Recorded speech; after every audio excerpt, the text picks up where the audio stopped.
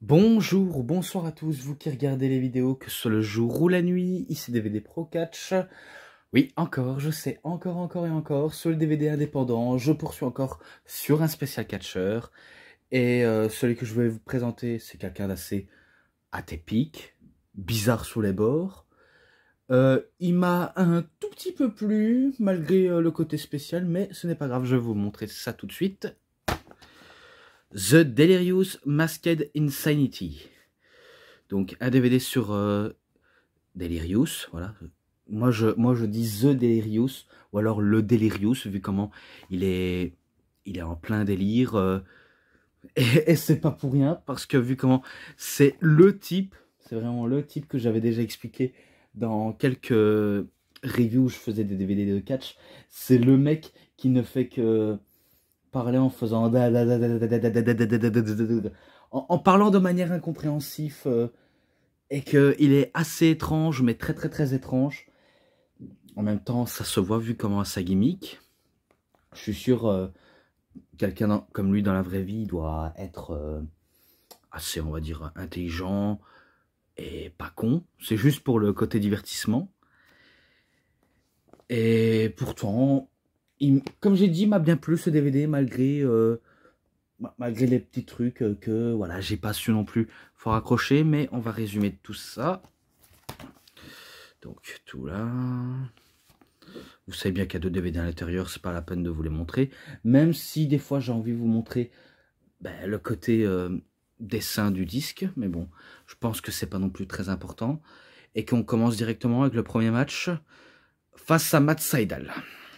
Et c'était à ROH Rebound Stage, nuit 1 je crois, le 4 du 23 2004.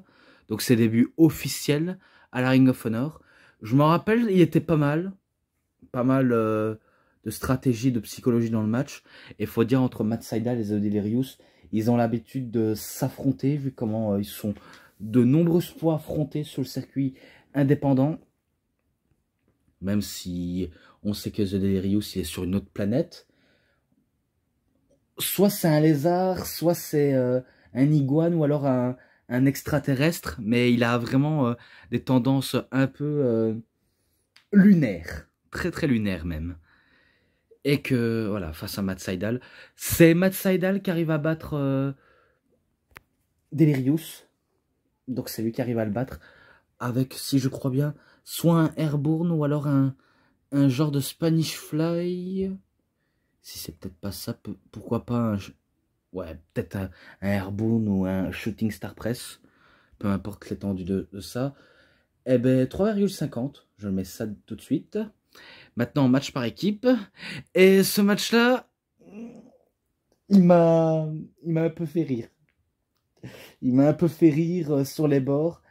Car je me rappelle déjà, The Delirious, ils commencent directement la rencontre. Et ils font comme si c'était un match par équipe. Et d'ailleurs, j'aurais dû le préciser à chaque DVD.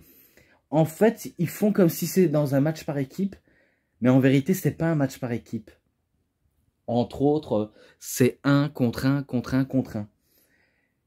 Et pour mieux, on va dire, briller dans la scène du ring, quoi, il faut un peu s'en tirer profil pour laisser les autres gérer la rencontre.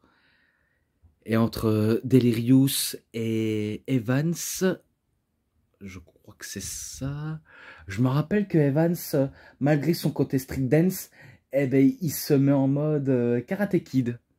Ouais, il se met vraiment en mode Karate Kid, vu comment je me rappelle qu'il faisait un genre de kick de karaté. Surtout en mettant le bandeau frontaux sur la tête, quoi. En mettant son bandeau. C'est presque Daniel Larousseau. Ah, mais bon, il y avait pas mal de références. Hein.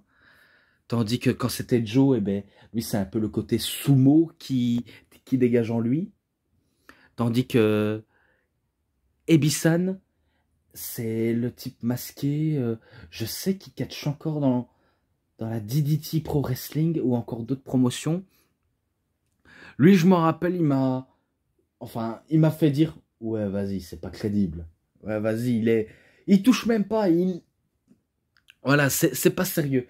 Malgré qu'il fait un peu le pitre, Ebisan et The Delirious. Je me rappelle que c'est eux qui ont plus faire les pitres que les deux autres.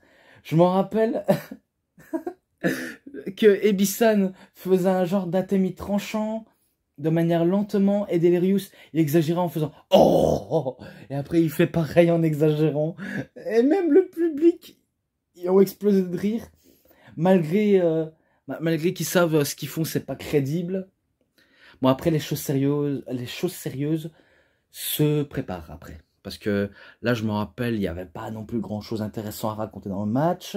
Jusqu'à ce que, si je crois bien, Samoa Joe fait un coquina clutch sur Ebisan, tandis que Delirious se fait, on va dire, embarquer dans un head scissor de la part de Jack Evans. Et que c'est lui qui remporte le match, si je crois bien. Donc victoire de Jack Evans et les trois autres, ils ont perdu 3,60 malgré au début qui m'a un tout petit peu dérangé, mais voilà. N'empêche que le match était pas mal. Je vais pas vous le mentir, il était pas mal. C'est pas comme s'il était mauvais, mais il était pas mal. Maintenant, The Delirious avec Alex Shelley contre Roderick Strong et Jack Evans.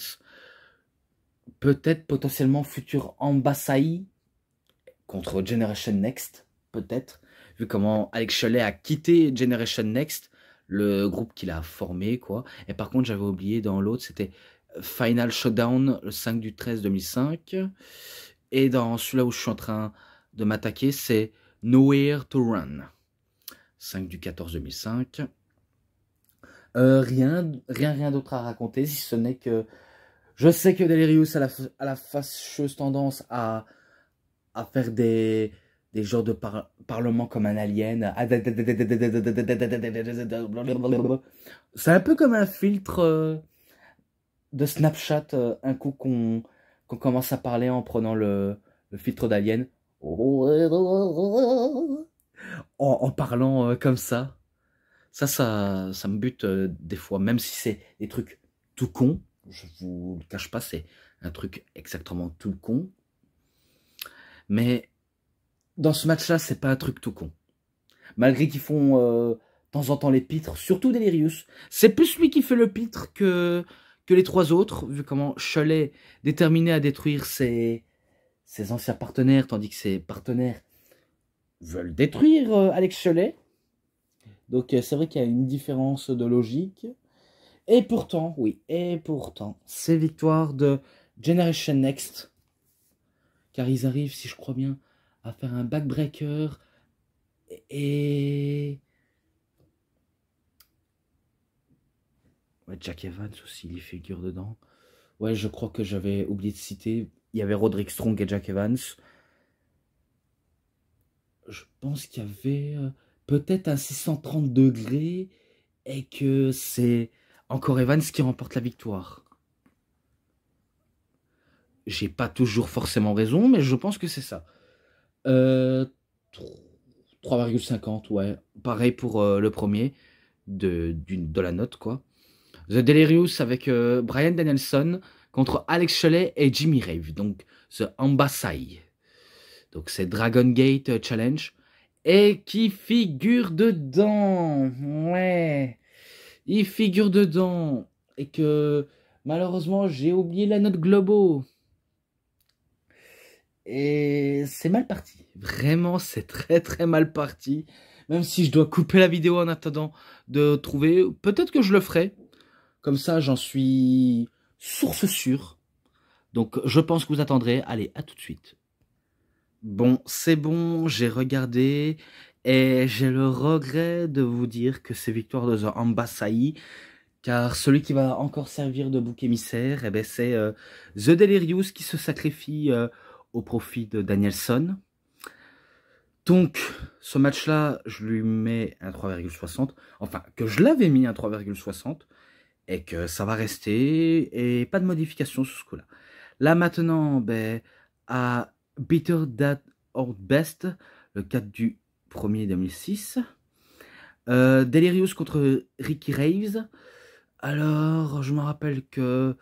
Voilà, rien de spécial, ça va de attaque, jusqu'à ce que The Delirious, il fait sa genre de Cobra Clutch en soumission et il arrive à faire abandonner Ricky Raves malgré que Prince Nana voulait, on va dire, distraire l'arbitre, mais l'arbitre le voit tout de même malgré tout et décide de mettre fin au match. Donc victoire de The Delirious. Enfin, oui, je dis bien enfin, ce match-là, 3,40, j'ai pas forcément trouvé si intéressant que ça. Là, le match très intéressant, oui, contre Bryan Danielson pour le titre du monde poids lourd, enfin pour le titre du monde de la Ring of Honor. Donc le 100e show, le 4 du 22 2006. Je pense que c'est là où Delirious commence directement avec une promo chelou et après il attaque directement Danielson. Et malgré les multiples de ruses de la part de The Delirious, Danielson, on sait qu'il est rusé et qu'il est très très futé. Vaut mieux pas se le cacher, car c'est tout à fait vrai. Car futé, il est justement futé. Et c'est pas Delirious qui va réussir à détrôner Danielson. Vraiment, mais vraiment pas du tout. C'est pas lui qui va réussir. Vu comment je me rappelle des multiples de coups de coude à répétition. Même si Delirious se relève des multiples coups de coude, il va quand même s'en manger des coups de coude, vu comment c'est du coup de coude directement à l'arrière de la tête, tout le temps, et même au niveau du cou. Donc ça va à fond, ça va à fond. Et l'arbitre décide de mettre fin au match. Voilà, tout simplement. Ce match-là, 3,80, je lui mets ça.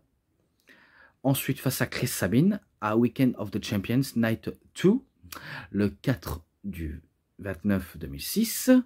Match très dynamique, sympa, mais ça ne saute pas aux yeux pour moi. Ça ne saute pas très haut. Et malgré que Sabine voulait faire son fil à couper le beurre ou ses multiples super kicks à répétition, il se fait, on va dire, embarquer dans un Cobra Clutch de la part de Delirious. Et c'est encore Delirious qui remporte le match. Donc voilà, 2 victoires dans ce DVD du premier du nom, voilà. Et voilà quoi, c'est 3,60. Je peux pas vous en dire plus de manière innovatrice. Et il réaffronte encore Danielson. Et là, ce match-là, il était très serré. Et c'était un Ring of Homicide, 5 du 13 2006. Donc on dirait un show que pour Homicide. Et que peut-être qu'il voulait peut-être dire Homicide malgré un nom qui veut tout dire.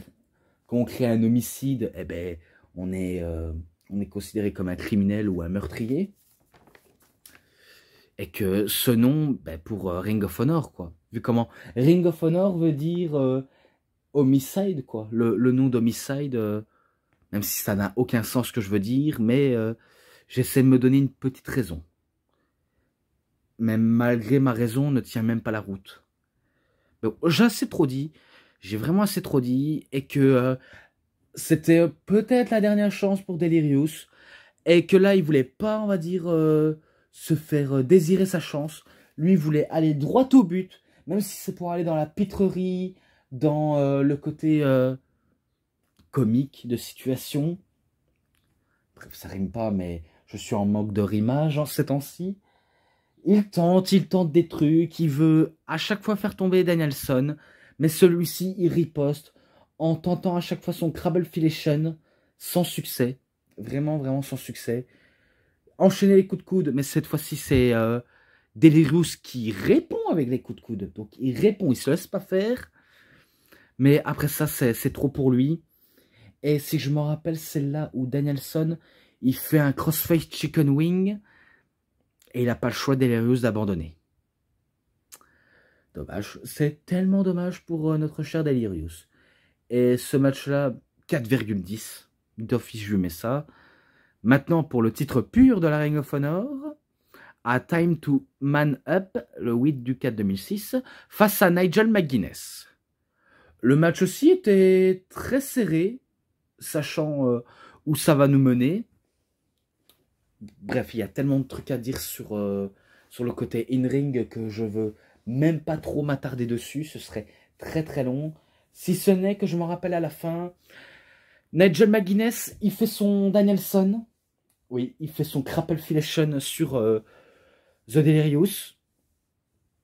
Et au moment où Delirious attrape la corde, l'arbitre ne voit même pas que Delirious a mis un pied sur la corde, vu comment l'arbitre était focalisé sur Delirious, plutôt de son visage que de son corps, pour voir s'il va abandonner ou alors s'il est prêt à taper. Eh ben, il tape et l'arbitre officialise la victoire à McGuinness, alors que, je vous rappelle, Delirious a mis un pied sous la corde. Et du coup, c'est peut-être, on va dire, une victoire forcément pas méritée, mais un match pas si mauvais. Donc 3,70, si je peux le dire. Et il termine avec Matt Sydal. Voilà. Epic Encounter 2, 8 du 25 2006. Là, c'est un finish tout à fait différent. Vu comment dans leur premier match, c'était soit un shooting star press ou d'autres, on va dire, prises dont Sydal sait le faire malgré la rapidité et les embruches. Les embûches, pardon, et pas les embruches, ça veut rien dire du tout. Ils ont voulu faire mieux que leur premier match, et ils l'auront bien fait. Même si je m'attendais un peu de The Delirious, malgré son côté assez énigmatique et lunaire, qui remporte un match.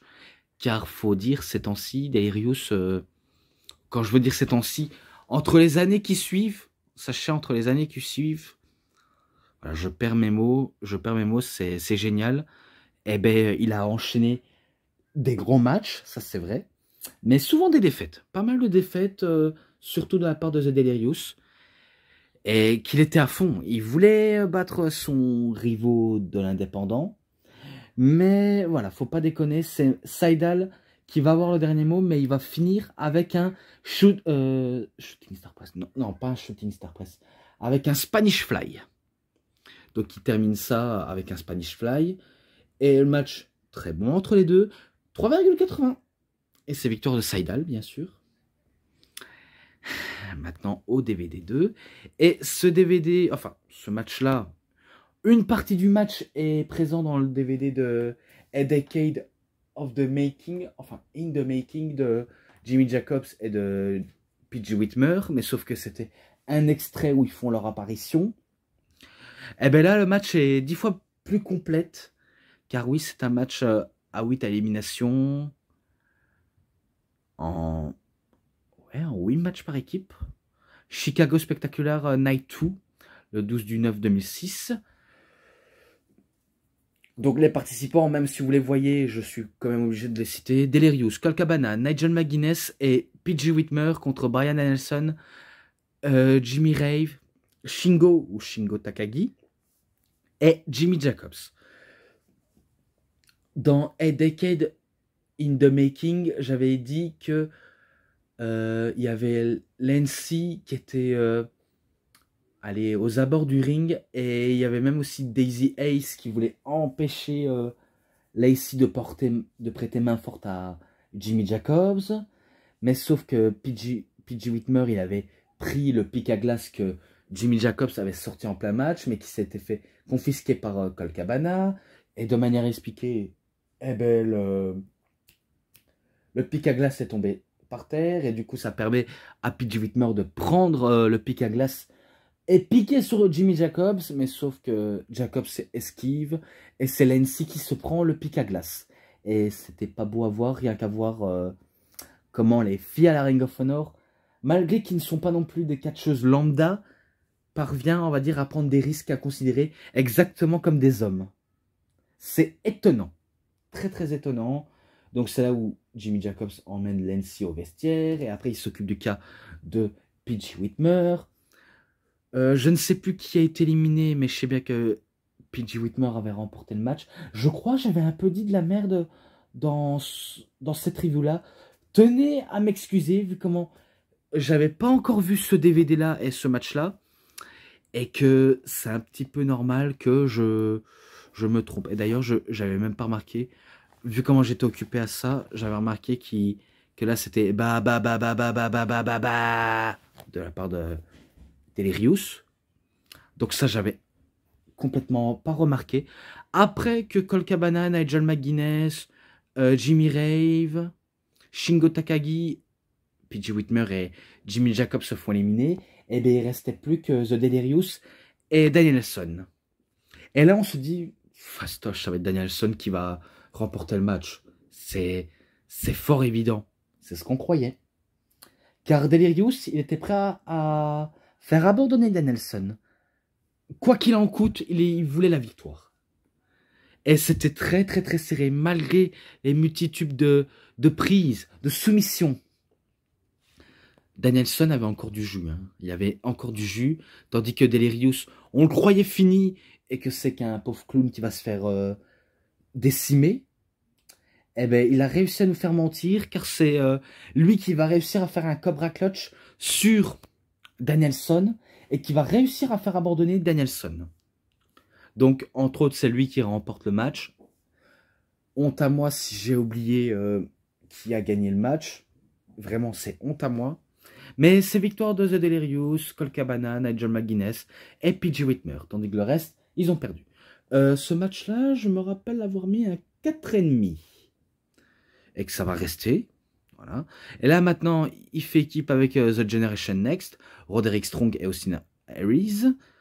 Donc, notre cher Delirious, il se fait, on va dire, équipe avec eux. Contre, on va dire, la faction du club Dragon Gate Japan Pro Wrestling.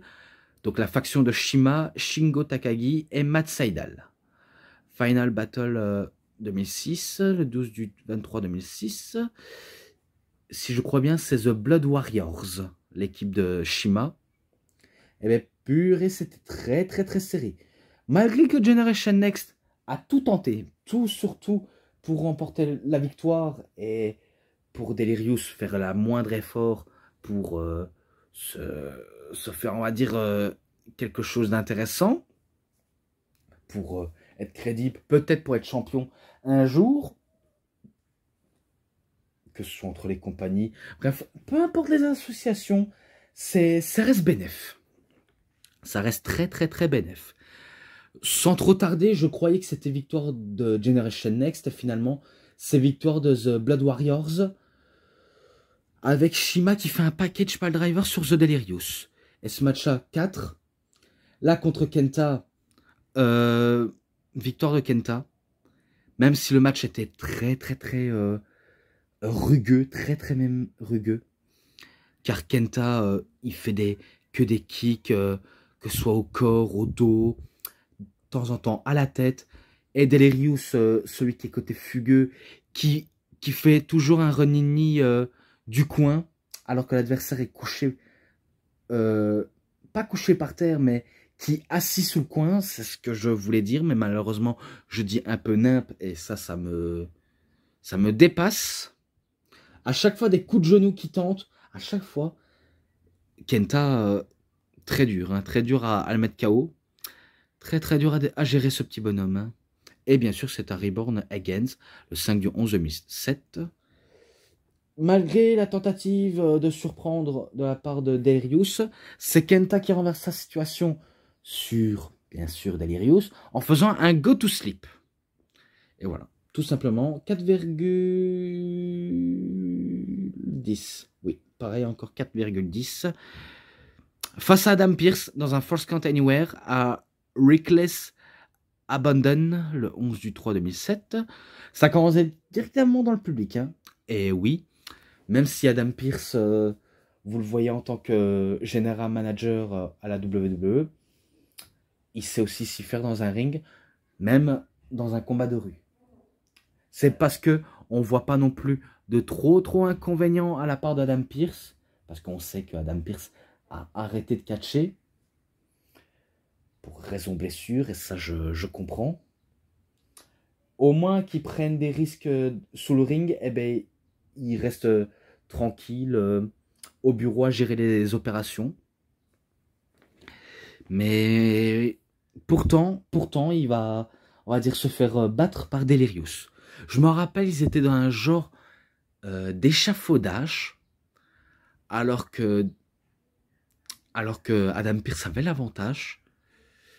Il donne un coup de chaise, et c'est là où Delirious il monte l'échafaudage, et il fait un Cobra Clutch sur l'échafaudage sur Adam Pearce, pour que ce dernier doit abandonner malgré la force. Victoire de Delirious, et ce match-là 3,60, et après ça, de Delirious, il s'y jette en faisant le saut de l'ange, enfin, le saut de l'alien sur les autres dans le public. Voilà, tout de suite, j'ai déjà dit. Et là, maintenant, il fait contre Rift Titus. J'allais dire qu'il allait faire équipe. Là, c'est pas comme s'il faisait équipe, mais un match 1 contre 1. Age of the Insanity, le 8 du 15 2008. C'est là où il va faire un heel turn. Oui, c'est tellement rare. Alors qu'il est plutôt bizarre, lunaire, ce que vous voulez. Bref, tout ce que j'ai déjà dit. Eh ben, il va faire un heel turn en s'acharnant sur Rift Titus, en le faisant saigner du front, et il va enchaîner des Runini du coin, alors que Rift Titus est assis dans le coin. Donc il va enchaîner, et du coup l'arbitre, il va, on va dire, arrêter le match et mettre Delirious vainqueur, à cause que Rift Titus ne peut plus répondre. Ce match-là, 3,40, voilà, il m'a pas forcément surpris. Et là, contre Tyler Black et Jerry Lynn, donc c'est là où Delirious officialise son, on va dire, allez, comment je pourrais dire clairement, son heel turn en faisant équipe avec Jimmy Jacobs. Est-ce que je me rappelle, au moment où ils étaient prêts à tricher, c'est plus Jimmy Jacobs, car il avait un pic à glace à disposition, il avait un pic à glace. Je ne sais pas qui voulait viser, soit Tyler Black ou Delirious, mais cet acte est un peu suspect. Pour moi, c'est très suspect, car il a visé The Delirious, et ça, on va dire, causé des tensions à la fin du match, un coup que le match a été terminé. Du coup, Jerry Lynn, il fait un spear sur Jimmy Jacobs, et ça demande à Tyler Black de faire le tomber. Un truc qu'il va faire. Après une grosse dispute entre Delirious et Jacobs, mais sauf que c'est Jacobs qui va plus agresser Delirious que l'inverse. Et au moment où il avait le pic à glace, c'est là où Daisy Ace demande à arrêter Jacobs, mais sauf que Jacobs, il prend le pic à glace et fait piquer la tête de Daisy Ace. Et du coup, elle aussi a fini en sang, comme Delirious. Delirious, il souhaite de se venger en faisant piquer la tête de Jacobs, un truc qu'il va faire. Et après, il va prendre dans ses bras Daisy Ace. Donc ce match-là, je ne l'ai peut-être pas dit. 3,50. Je sais, je manque d'originalité, mais je sais pas faire mieux.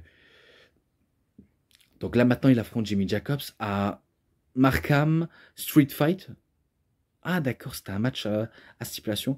À Tag Tyler Classic, le 4 du 18 2009. Donc c'était très, très, très tendu, très hardcore même. Et que Delirious, il était en mode noir et rouge, vu comme on a l'habitude de voir en noir et vert. Et quand il était heel, noir complet. Et là, c'est en noir et rouge. Et que je me rappelle, c'était bordélique, que des chaises. Tentative de meurtre sur tentative de meurtre, car je me rappelle des trucs totalement suicidaires. Et pas qu'un peu, pas qu'un tout petit peu, car j'ai vu ça de très très près. Même Daisy Ace n'a pas hésité à, on va dire, à intervenir, comme Lancy a pas hésité à intervenir, donc ça force les deux femmes aussi à s'affronter, et aussi à protéger le gars de l'un ou de l'autre. Et si je crois bien, c'est là où Delirious, il crache un Black Mist sur Jimmy Jacobs. Donc oui, le liquide noir, comme on voit le liquide bleu, liquide vert ou liquide rouge. Oui, parce que ça existe, messieurs et mesdames. Eh bien, il aveugle Jimmy Jacobs et il demande à Daisy Ace de lui donner le pic à glace. Et c'est là où Delirious, il va sortir le pic à glace et il va lui piquer en le faisant abandonner. Donc, victoire de The Delirious. Et ce match-là, il m'a bien plu, 4,20. Et là, ben, on passe encore à la suite, plus que deux, c'est terminé, à Boiling Point, le 11 du 7 2009, face à Roderick Strong. Et le match, je ne vais pas vous la faire à l'envers. Peut-être que j'attendais un petit peu plus de Delirious, mais Delirious il se fait éclater par Roderick Strong.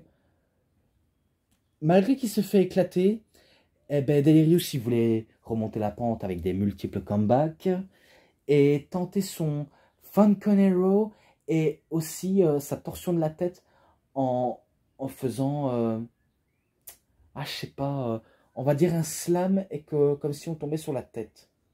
Mais je ne sais plus le terme. Bref, malgré qu'il a tenté, c'est Roderick Strong qui fait un petit paquet, donc il fait un petit paquet sur The Delirious pour la victoire. Et ce match-là, 3,80, j'ai bien apprécié. Et encore, je continue. Donc dans un match en cage à ROH on the HDN Net, épisode 74 ou 74, si vous préférez, face à Austin Harris. Allez, match en cage assez banal. Même s'ils nous tissent pas forcément trop la cage comme arme de défense, alors que cette cage est une arme de défense, on va pas se le mentir. Et que je me rappelle qu'il y avait des catcheurs qui avaient intervenu. Notamment, je me rappelle qu'il y avait Kenny King et Riff Titus, qui voulaient, on va dire, protéger leur associé, qui est Harris.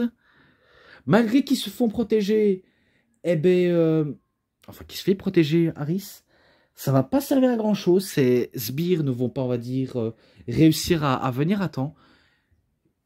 Car voilà, ils sont éjectés à l'extérieur, ils attendent le bon moment pour pouvoir essayer d'attaquer Delirious. Vu comment il s'était planqué exprès, c'était prévu pour le plan d'Austin Harris.